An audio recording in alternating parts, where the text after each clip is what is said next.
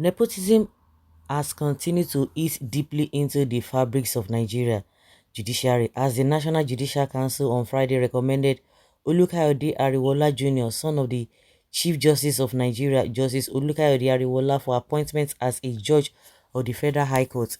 The National Judicial Council, at its 103rd meeting, presided over by Honorable Justice Olukayode Ariwoola, considered the list of candidates presented by its interview committee and at the end of deliberation recommended the underlisted names of successful candidates as head of courts and other judicial officers for the Federal High Court and the Sharia Courts of Appeal of Kaduna and Kano.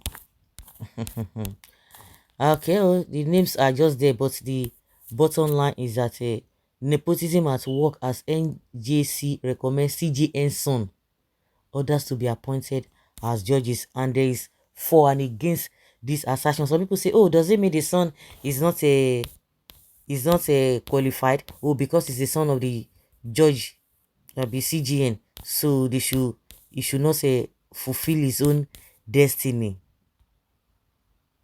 Meanwhile, all recommended candidates are expected to be sworn in after the approval of the NJC recommendations to the presidents and their respective state governors and or confirmation by their state house of assembly as the case may be.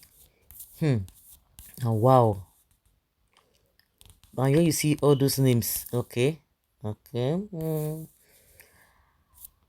Because some people say, oh, does it really matter? Because of the way we did things, nobody does. People don't do things based on merit. If you want to argue it, that oh, so does it mean if the son is qualified, then they should not recommend him because his father is holding one position or big position in the country. Qualifications and merits are absolutely of no use from past, and this temporary present administration can tree grow orange fruits. What do you expect from crowd and bishops rented or from numerous of justice in our country who faked disability? Look, PDAPC slogan is grab it by hook or crook. Let us meet in court because they know judiciary, because they own judiciary, and that is why the mountain keeps giving. Please, we must see the certificates of the so-called new judges, starting from their first school living certificate, WAEC, GCE, JAMB, BSA, and all certificates in their possession. Mesoma JAMB saga is too small compared to what we will see if they will summon courage and show to Nigerians their credentials. Forging of certificates or swapping of certificates did not start today.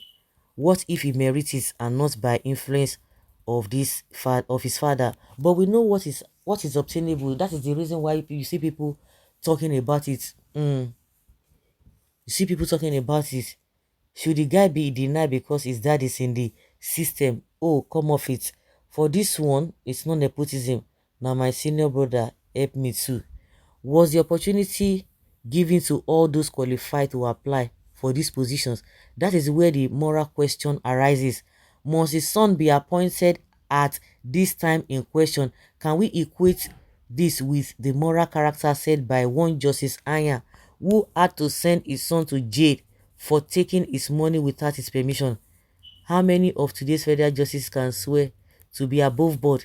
That is the moral burden of the nation.